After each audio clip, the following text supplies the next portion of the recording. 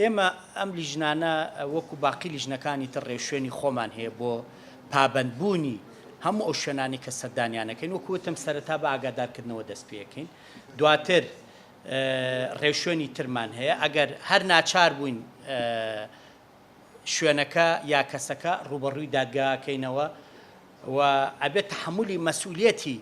هەموو ئەو قوربانیانەش بکات کە لەو شوێنەیە بەهۆی نەبوونی مەرجەکانی سێفتی و سەلامەتیەوە لەو شوێنانەیە هیوادارین ئەم جارە ئەم لیژنەیە بتوانێت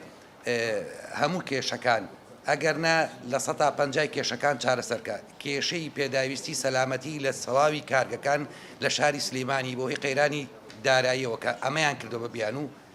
نەماوە ینی لە 150 پێداویستی سەلامەتی هەیە چەند کارگەیەگەیە کە 100%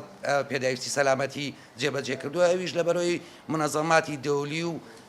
دەرەوە سەرپەرشتیەکە.